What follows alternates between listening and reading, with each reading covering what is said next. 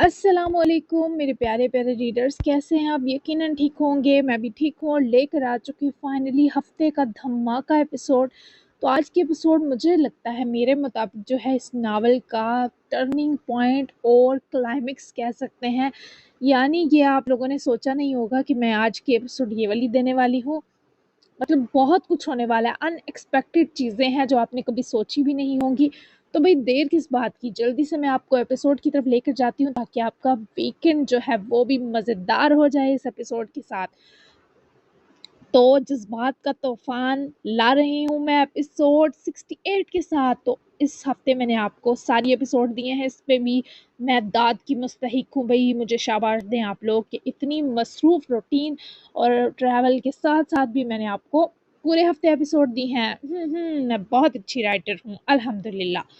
तो भाई चलते हैं मज़ीद बातें और हमारी जो टॉक शाक है वो बंद करते हैं। तो एपिसोड है हमारी 68, novel जानान bye असमरवा Mirza. Let's start. शाज़ेल को कल अरेस्ट किया गया और आज कोर्ट के सामने पेश किया गया था। इस पर सदफ यानी अपनी साबका बीवी को तलाक देने के बावजूद साथ जबरदस्ती रखने का गुनाह दर्ज था। दूसरा गुनाह कि सदफ को तलाक देने के बावजूद इस तलाक को तस्लीम न करने का गुनाह। और तीसरा गुनाह सदफ के दूसरे जायज उबैद रिजवान से निकाह को निकाह पर निकाह करार देकर इस मासूम औरत को भरी पंचायत में संगसारी की सजा दिलवाना। चौथा गुनाह उबैद और सदफ की जायज बेटी को अपनी नाजायज बेटी करार देना। पांचवा गुनाह ये था कि सदफ की मौत के बाद उबैद रिजवान को भी कई साल तक अपनी कैद में रखकर टॉर्चर देना और फिर इसे 2 गोलियां मारना। इतने सब गुनाहों के साथ वो कल अरेस्ट हुआ था और आज उसकी इस्लामाबाद की अदालत में पेशी थी। हरमल वली और उबैद रिजवान समेत इस वक्त शाज़ील के वालिद फरसाद रगज़ई और भाई वारिस भी मौजूद थे। इस्लामाबाद सेशन कोर्ट में सुबह 10:45 का वक्त था। कमरा अदालत में हजूम सा था। रिपोर्टर्स, मीडिया, सदफ के केस के पुराने फाइल्स लिए वकील और सामने पुलिस की हिफाजत में लाया गया शाज़ील और रगज़ई था।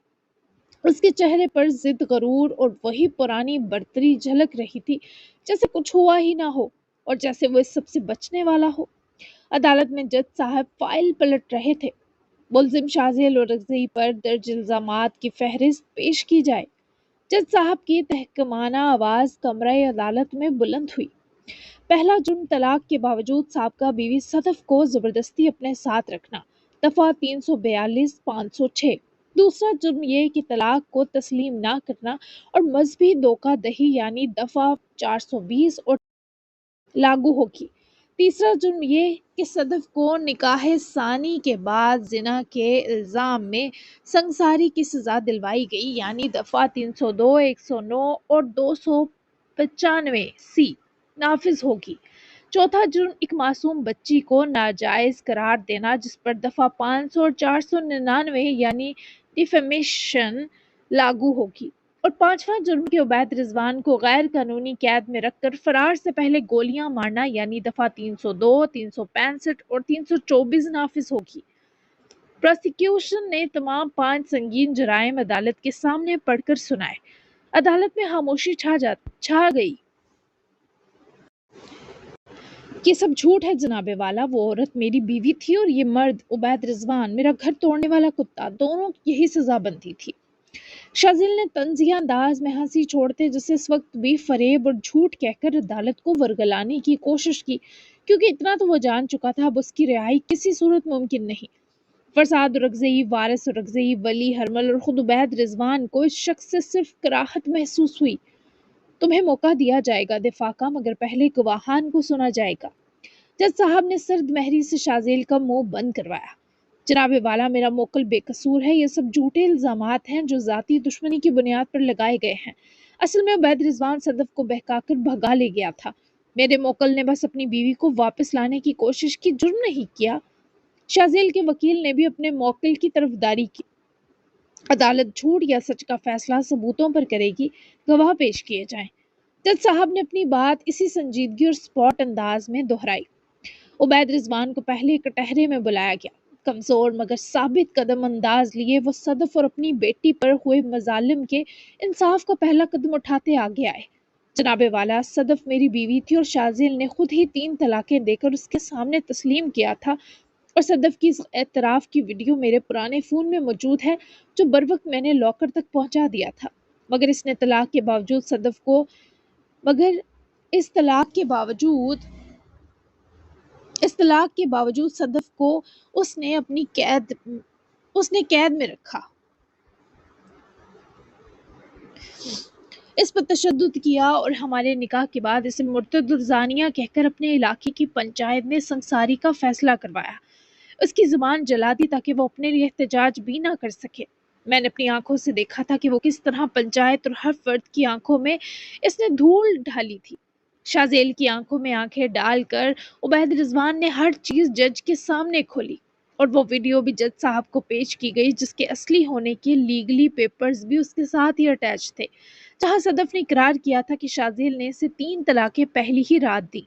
कमरा अदालत में होती चहमगोइयां थमी तो एक बार फिर सन्नाटा छा गया। दूसरे निकाह की इजाजत का फतवा भी मौजूद था। दूसरा गवाह पेश किया जाए। उबैद रिजवान की हर तफसील सुनने के बाद दूसरी गवाह हरमल थी, जिसने शाज़ेल की खुद से ज्यादतियों की तफसील बताई कि एक सगा बाप अपनी बेटी को नाजायज करार देकर उसकी जिंदगी जहन्नम से बदतर कभी नहीं बना सकता। हरमल ने यह भी बताया कि वो बचपन से अजियत में कैसे रही, कैसे शाज़ेल ने उसे उसके वालिदैन से छीन कर जबरदस्ती अपनी बेटी बनाकर अपने खानदान में घर में कैद रखा। ये बताते वो रोई भी कि वो मौत से बदतर जिंदगी जी सिर्फ इस शाज़ेल और रगज़ई के सबब। जबकि उसके बाद फरसाद रगज़ई ने भी अदालत को बताया कि किस तरह शाज़ेल ने खुद को उनके सामने खुद को मजलूम साबित करके जिरगे में सदफ और उबैद रिजवान को गुनाहगार साबित करवाया। जज साहब ने तीनों गवाहों को सुना। अदालत में हलचल मच चुकी थी। शाज़ेल का चेहरा सुर्ख मगर जुबान बंद हो चुकी थी, क्योंकि उसके अपने बाबा गवाहों में शरीक थे। वारिस रगज़ई सर झुका चुके थे। फरसाद के चेहरे पर शर्मिंदगी के आसार थे कि खुदा ने कैसी गंदी औलाद दी है। अदालत ने तीनों गवाहों की इब्तदाई बयानात रिकॉर्ड कर लिए हैं।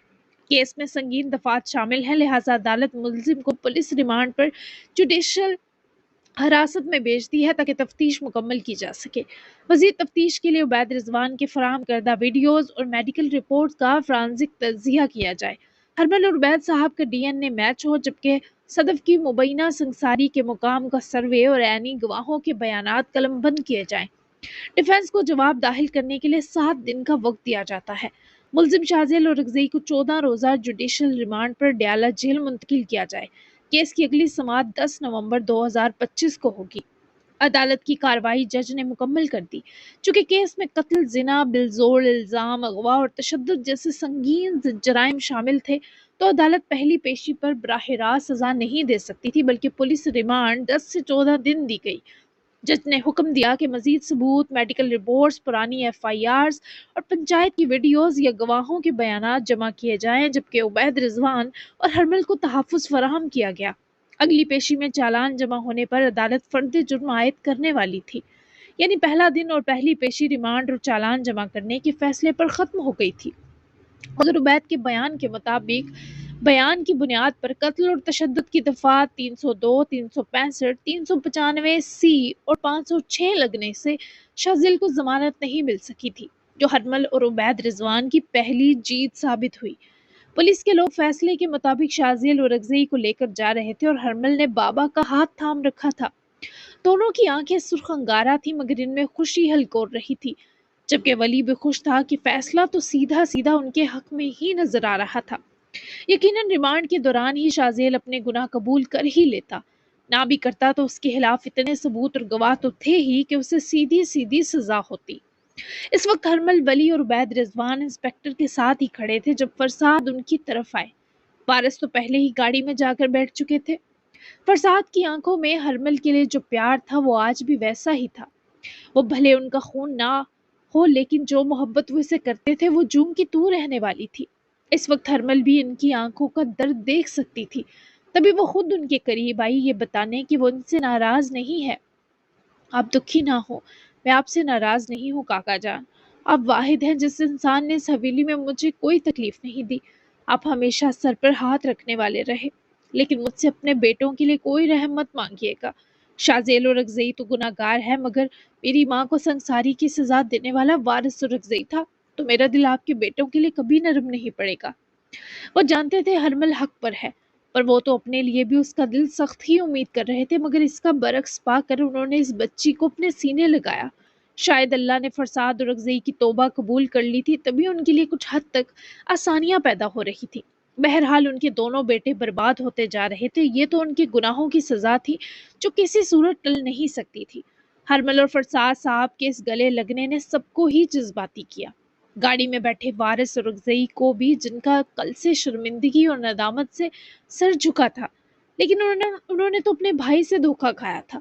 शाज़ेल पर एतबार करने की सजा वो इस वक्त भुगत रहे थे कि उन्हें हरमल की तकलीफ की वजह अपना आप लग रहा था, और इसी शर्मिंदगी के सबब वो हरमल का सामना भी ना कर पाए। अल्लाह तुम्हें जिंदगी का हर सुख दे मेरे बच्चे। वारिस को भी हो सके तो माफ कर देना। मैं और वारिस तो शाज़ेल को बेकसूर और मजलूम समझते रहे, तभी इस संसारी के हक में थे, लेकिन मैं वादा करता हूँ पूरे इलाके के सामने शाज़ेल के इस गुनाह की तलाफी करूंगा। सदफ बेगुनाह और बाकिरदार थी, वारिस और मैं ये भरे जरगे में बताएंगे। जाने अनजाने में जो हम सब सदफ के साथ कर बैठे वो बदला तो नहीं जा सकता, लेकिन हम उसकी रूह को सुकून जरूर पहुंचा सकते हैं। मुझे बहुत अफसोस है इस सब पर मेरी प्यारी बच्ची।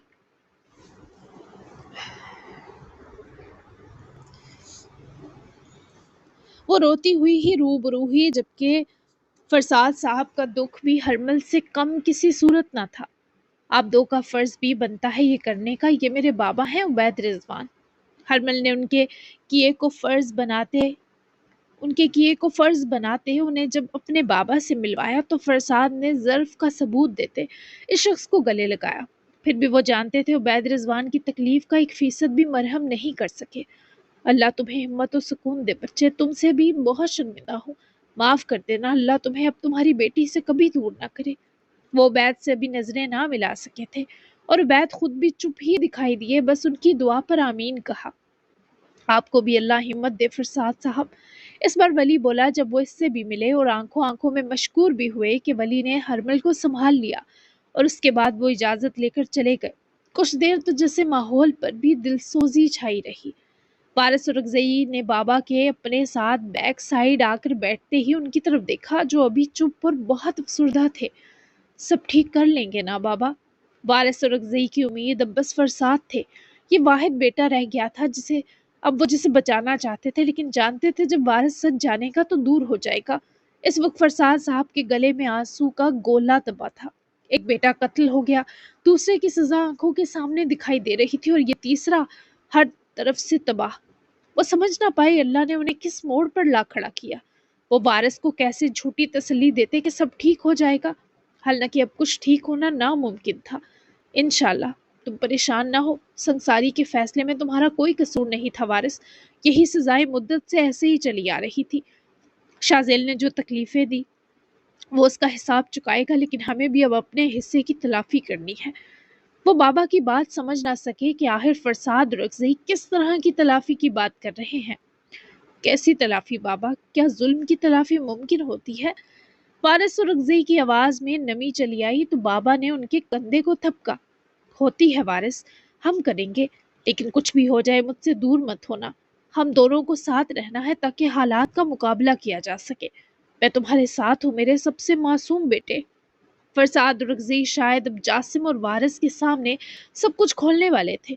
नोराब और सिदरा समेत अपने गुनाहों का इतराफ भी, और हिजरा सुल्तान की सच्चाई भी, लेकिन पहले उन्हें इलाके वापस पहुंचना था। मैं आपके साथ हूँ बाबा, पर कुछ हिम्मत से बड़ा ना मांग लीजिएगा। वारिस के अंदर भी हौसले की कमी है, वो बाप जानता था, लेकिन क्या करते, आखिरी झटके तो देना जरूरी था। उन्होंने जासिम को मैसेज किया कि वो रात खाने पर जरूर औरंगज़ेब हवेली आए। फरसाद औरंगज़ेब बड़ा फैसला ले चुके थे, लेकिन काश वो यशमा को भी बता देते तो वो आज अपना उठाया कदम वापस मोड़ लेती जब वो उठाने वाली थी। काश वो यशमा को बता देते वो सब कुछ जासिम और वारिस को बताने वाले हैं। शायद उसके बाद जासिम और वारिस की हिजरा के लिए राय ही बदल जाती। लेकिन कहते हैं होनी को कोई नहीं टाल सकता। जबकि वली और हरमल अब उबैद रिजवान को बंगले लेकर जाने वाले थे। उबैद रिजवान का बंगले में शानदार इस्तकबाल भी हुआ, जो उनकी उदासी उनके अंदर से निकाल कर ले गया। ان کی بیٹی اور داماد کا گھر ان کے لیے راحت کے جہاں سے کم نہ تھا۔ انہیں اللہ سے اب کوئی شکوہ نہ تھا، بلکہ یقین تھا کہ ان کی زندگی اب ان کی بیٹی کے ساتھ بہت خوبصورت گزرنے والی ہے۔ اب آپ اپنی لاڈلی کے حوالے، میں بھی ذرا کام کاج دیکھ لوں۔ کچھ دن سے بالکل بھی کہیں توجہ نہ دے سکا۔ بیچارے دلاور نے سب کچھ دیکھا میرے پیچھے۔ ذرا لیبارٹری آفس کا چکر لگاؤں، لنچ ہم ساتھ کریں گے، سب ساتھ کریں گے۔ دلاور اور اس کی بیوی نے عبید صاحب کا روم بھی ریڈی کر رکھا تھا۔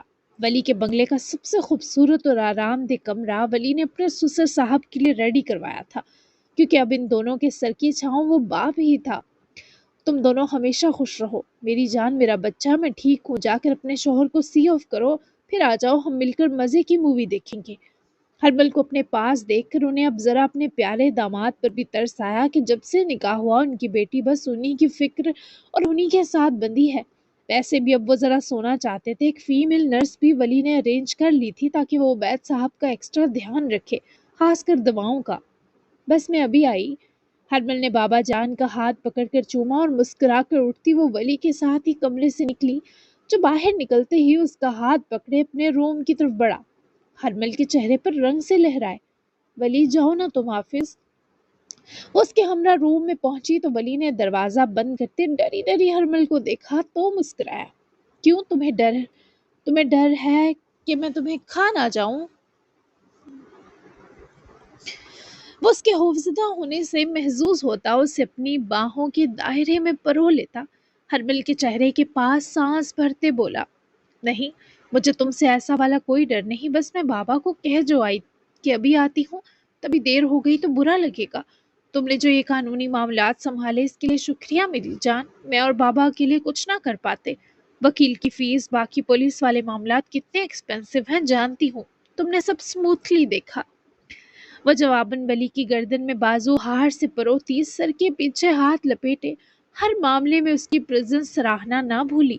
ولی کے پاس ہرمل کے سوا تھا کون؟ اس نے ہرمل کے لیے سب نہیں کرنا تھا تو کس کے لیے کرتا؟ تمہارے بابا جانتے ہیں ان کی بیٹی اب شادی شدہ ہے تو برا نہیں منائیں گے۔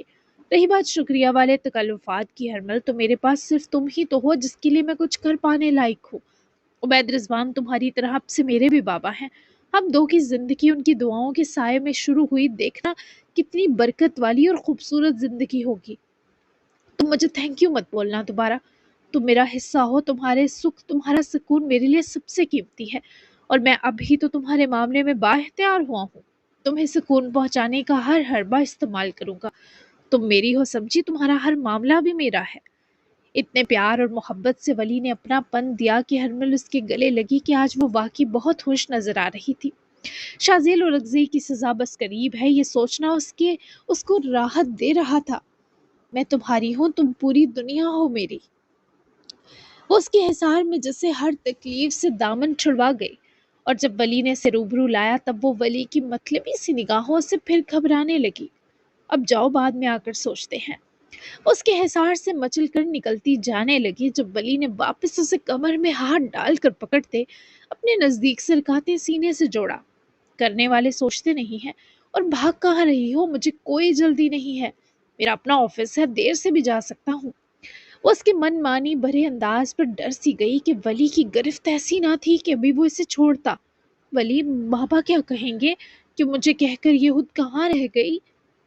ولی نے اس کی گردن کے پاس سے رکھتے ابھی ہرمل کی خوشبو انہیل ہی کی کہ وہ دونوں ہاتھ اس کے سینے پر جماتی اسے دور کرتے منمنائی، لیکن ولی کا موڈ دور ہونے والا ہرگز نہ تھا۔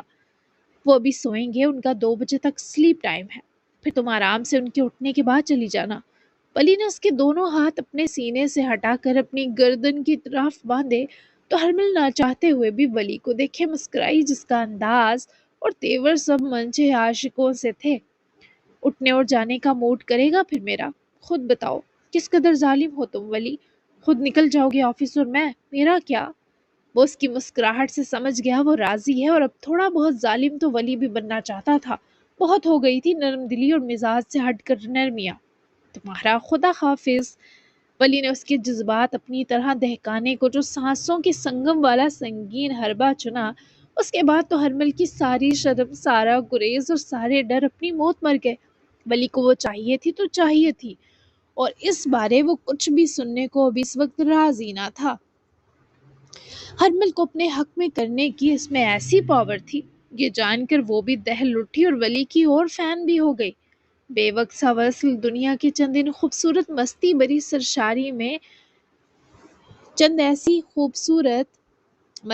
سرشاری میں شمار ہوتا ہے، جس کے بعد دونوں فریق جان جسم اور دل سے راضی اور رضا پائے جاتے ہیں۔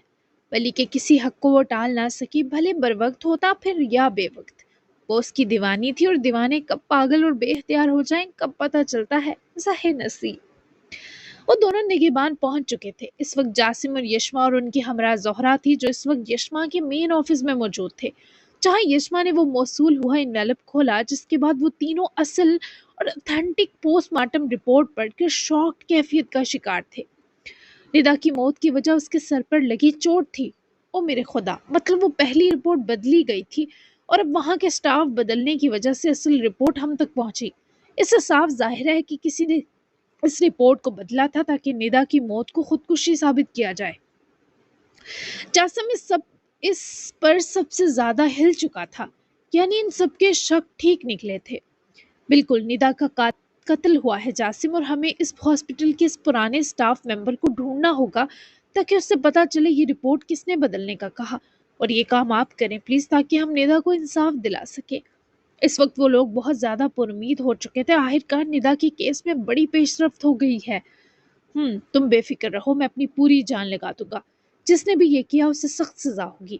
زہرا، تم اس ہاسپٹل کے پرانے لیبارٹری سٹاف کی پوری لسٹ نکال کر دو مجھے، ہر آدمی سے تفتیش خود کروں گا۔ یہ کیس حل کرنا اب میرے سرپنچ بننے کے لیے بہت ضروری ہے، اور انصاف کی فراہمی کے لیے بھی۔ قاتل کا بچنا ناممکن ہے اب۔ زہرا نے فوراً تاکید پر عمل درآمد کرنے کی حامی بھری، اور وہ آفس سے نکل گئی، جبکہ یشما اور جاسم بھی خوش تھے کہ کوئی تو کڑی ملی۔ ہمارے پاس 2 ہفتے ہیں جاسم، ان 2 ہفتوں میں تمام سٹاف ممبر سے تفتیش ہو پانی ممکن ہے نا؟ آپ یہ کام آدھا میرے سپرد کریں، ہم مل کر دیکھتے ہیں۔ یشما نے بھی اس میں جاسم کی بھرپور مدد کرنے کی حامی بھری، تو جاسم متفق مسکرایا کہ اسے جانان کا تعاون تو بہرحال چاہیے ہی تھا، وہ تو تمہیں کرنی ہوگی۔ اچھا سنو، مجھے تمہارے یہاں والے روم میں جانا ہے، چلیں ایک کپ کافی پیتے ہیں، وہاں یادیں بناتے ہیں یہاں بھی۔ وہ اس کی انوکھی اس فرمائش پر مسکرا نہ سکی، کیونکہ اسی کمرے میں تو اس نے ہجرا کو ٹھہرا رکھا تھا۔ کیونکہ باقی کوئی کمرہ اویلیبل نہ تھا تو یشما نے انہیں اپنا دیا تھا، پر وہ روم خالی نہیں۔ یشما نے افسوس سے بتایا تو جاسم کا موڈ خراب ہوا۔ واٹ؟ تم نے اپنا کمرہ کسی اور کو دے دیا؟ وہاں تمہاری خوشبو ہوگی نا، تم ایسا کیسے کر سکتی ہو؟ جسے بھی دیا ہے وہ روم فوراً نکالو اسے۔ وہ ناراضگی سے کرسی سے اٹھتا یشما کا ہاتھ پکڑ کر ساتھ ہی آفس سے نکلا، تو یشما نے گھبرا کر اسے روکنا چاہا۔ یہاں پر میں زیادہ رکتی جو نہیں، تب بھی خوشبو بھی نہیں۔ وہ اسلام آباد والے نگہبان میں ہوگی، 18 روم نمبر یاد ہے نا جہاں ہم رکے تھے؟ وہاں تو میں بہت دیر تک رکی ہوں، ابھی یہاں میرے روم میں گیسٹ رکی ہیں میری۔ یشما کے سمجھانے اور صفائی دینے پر وہ رک تو گیا، پر شدید ناراض لگ رہا تھا۔ تم اپنی چیزیں استعمال کرو یا نہیں، مگر کسی کو مت دینا دوبارہ، مجھے اچھا نہیں لگے گا۔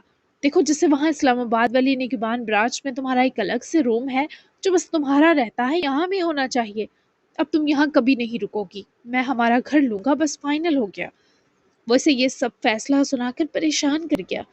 جاسم، گھر کی کیا ضرورت ہے جب یہاں آپ کی اور رضئی حویلی ہے اور اسلام آباد میں فارم ہاؤس؟ پلیز کوئی فضول خرچی نہیں، میں پرامس کرتی ہوں یہاں کی برانچ کا کوئی کمرہ یوز نہیں کروں گی، پلیز آپ گھر لینے کی بات واپس لیں۔ وہ اس کی بے چینی دیکھے مزید چڑھ گیا کہ گھر لینے سے اب یہ منع کیوں کر رہی ہے۔ اور رضئی حویلی سدرا صاحبہ کے نام ہے، جبکہ اسلام آباد والا فارم ہاؤس وہاں ہے، یہاں علاقے میں میرا کوئی گھر نہیں۔ اس پر بعد میں بات کریں گے، میں چلتا ہوں، مجھے رضئی حویلی جانا ہے۔ تم بھی زہرا سے لسٹ لے کر یاد سے بھیج دینا مجھے۔ وہ اپنی بات کہہ کر جانے لگا جب یشما نے اس کا ہاتھ پکڑ کر جاسم کو روکا۔ وہ گیسٹ جو میرے روم میں رکی ہیں ان سے ملنا نہیں چاہیں گے آپ؟ جاسم اس کے ہاتھ پکڑنے پر واپس پلٹا اور عجیب نظروں سے یشما کو گھورا۔ میں کیوں ملنے لگا؟ اور ویسے بھی جو تمہاری کسی چیز پر قبضہ کرے وہ تو میرا اور دشمن اور خریف ہوگا۔ جیلس بھی ہو رہا ہوں، پر تمہیں نظر نہیں آ رہا۔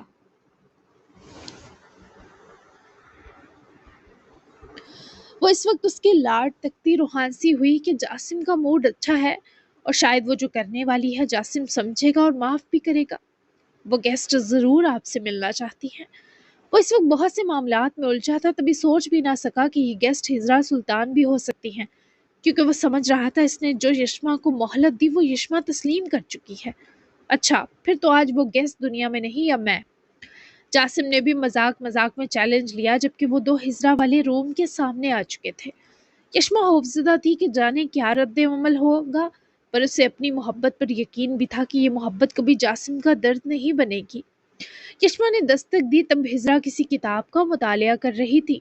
دستک پر انہوں نے کتاب وہی میز پر رکھی اور اٹھ کر دروازے تک آئیں اور ڈور کھولا۔ جب سامنے یشما کو دیکھ کر وہ مسکرائیں، پر ان کے ساتھ کھڑے جاسم کو دیکھ کر ان کی آنکھوں میں دفعتاً نمی اتری، جبکہ جاسم بھی تھوڑا سا حیران ہوا کہ اس عورت سے وہ یہی ٹکرایا تھا۔ اسے چہرے بھولتے نہ تھے۔ اس عورت سے تب جو جاسم کو عجیب سے احساسات محسوس ہوئے وہ بھی جاسم کو یاد تھے۔ اندر آ جاؤ تم دونوں۔ وہ سامنے سے ہٹی تو یشما اندر آئی، لیکن جاسم اس دہلیز کو پار کرنے یا نہ کرنے کے بیچ الجھ گیا۔ لیکن پھر وہ اس عورت کی آنکھیں دیکھتا میکانی طور پر کمرے میں داخل ہوا۔ یشما نے دونوں ماں بیٹے کو آمنے سامنے دیکھا تو آنکھیں اس کی بھی بھر سی گئی۔ یہ میری گیسٹ ہیں ہجرا سلطان۔ اور پھر یشما نے الجھے جاسم کی ہر الجھن دور کرتے اس کے سر پر دھماکہ کیا۔ جاسم نے یہ نام اور اس عورت کا چہرہ دیکھنے کے بعد یشما کو دیکھا، جس کی آنکھوں میں ندامت دیکھ کر جاسم کا غصہ ایک لمحے میں 7ویں آسمان تک پہنچا۔ آپ دو کو بات کرنی چاہیے۔ اس سے پہلے وہ یشما کو کچھ کہتا وہ ان دونوں سے کہتی وہاں سے نہ صرف گئی بلکہ اندر لگے لاک کی چابی اتار کر لے گئی، اور جب تک جاسم پیچھے دروازے کی طرف جاتا یشما نے دروازے کو باہر سے لاک کر دیا، اور یہ دروازے ایسے نہیں تھے کہ جاسم انہیں توڑ پاتا۔ اوپن دا ڈور یشما، معاف نہیں کروں گا اس پر تمہیں۔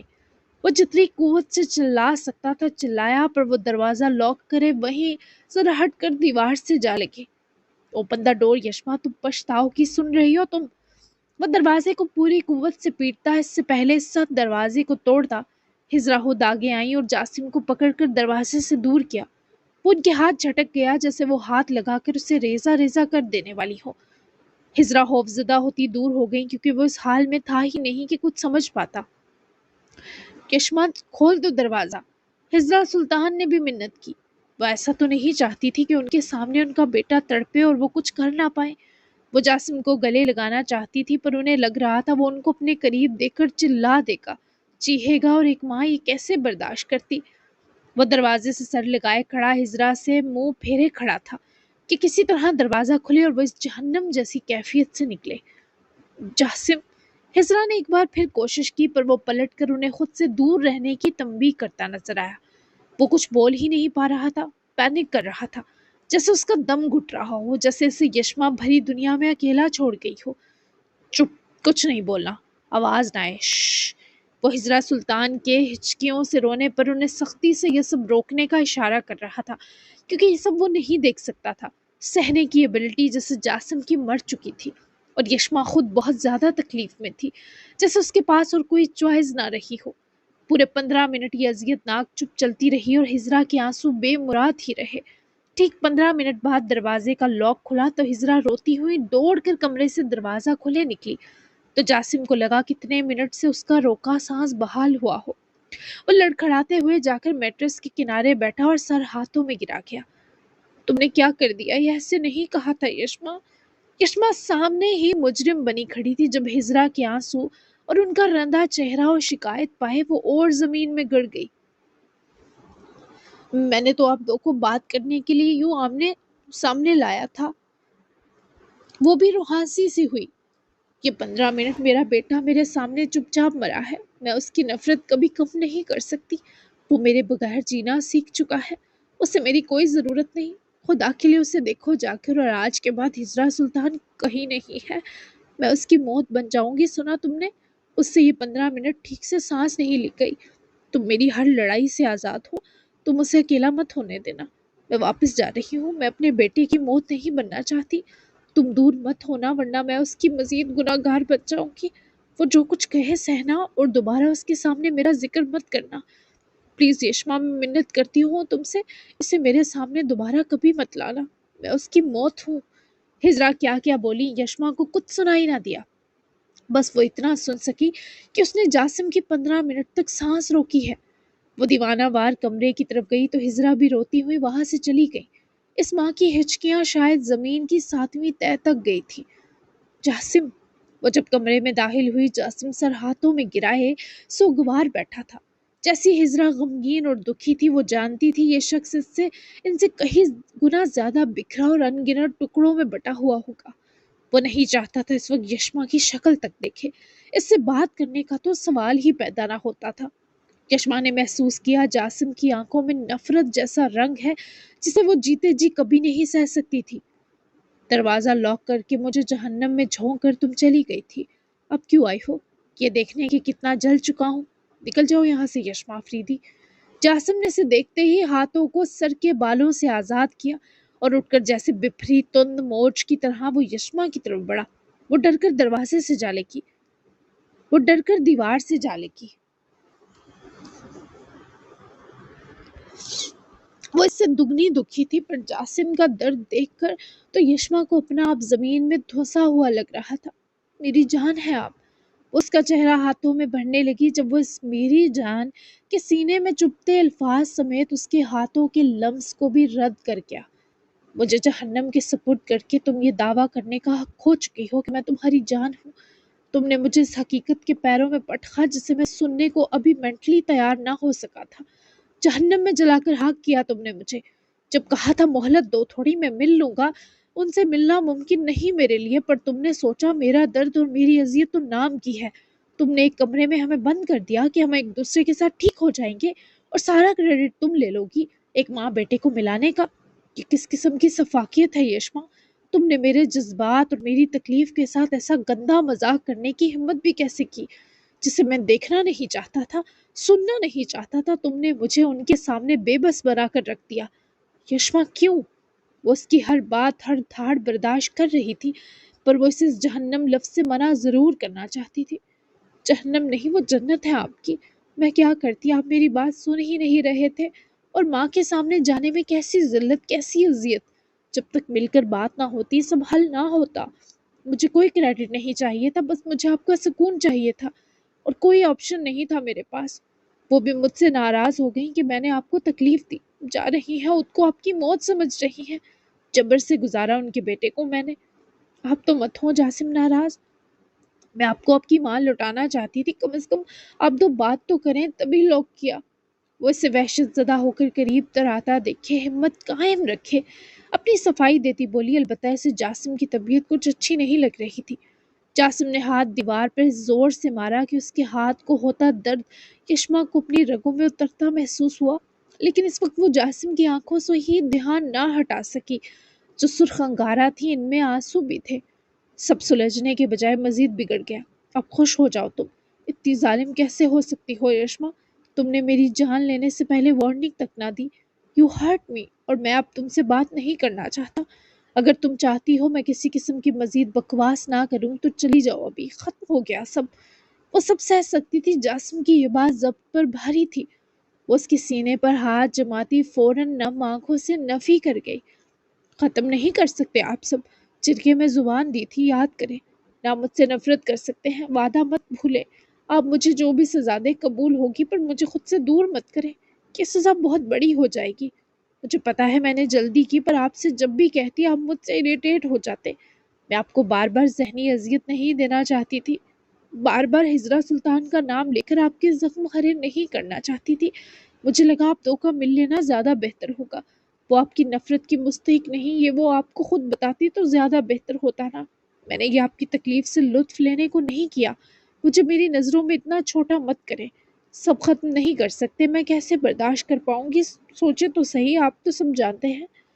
وہ بھی اس کا غصہ اور درد جانتی تھی کہ یہ سب وقتی ہے، لیکن جاسم کو وہ کسی انتہائی قدم سے روکنے کو سمجھا رہی تھی کہ وہ ایسی سزا نہ ڈیزرو کرتی ہے، نہ سہ سکے گی، پر وہ شاید اس سے زیادہ ہی درد میں تھا۔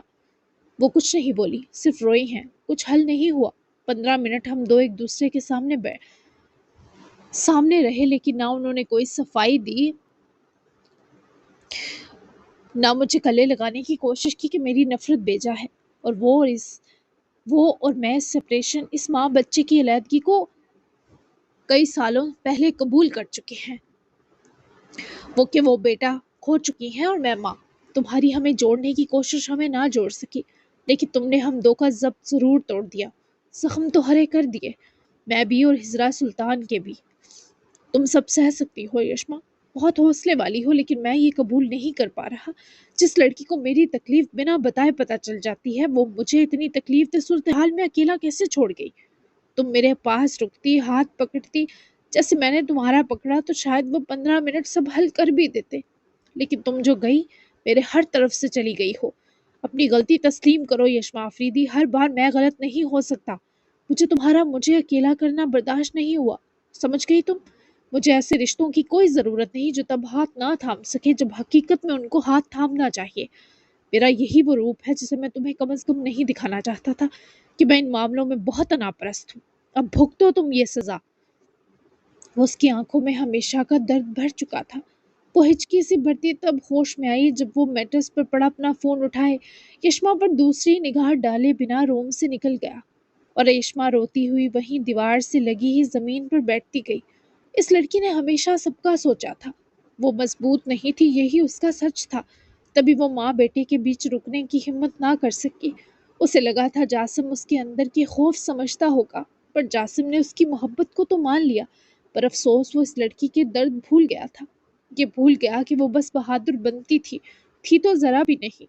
وہ جا چکا تھا، شاید ان لوگوں میں شامل تھا جنہیں اپنی تکلیف کے آگے سامنے والے کا درد دکھائی دینا بھول جاتا ہے، لیکن یشما ایسی نہ تھی۔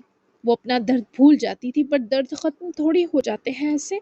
یہ جاسم کو سمجھنا چاہیے تھا، شاید وہ سمجھ بھی جاتا کچھ ہی دیر میں، لیکن ابھی تو قیامت ڈھا گیا تھا۔ اس کے بھی اپنے اصول غلط تو نہ تھے۔ اس نے زندگی میں ایسے ہی لوگ پائے تھے جو ضرورت کے وقت ساتھ چھوڑتے تھے، اور جب یہی یشما نے کیا جس پر وہ بھروسہ کرنے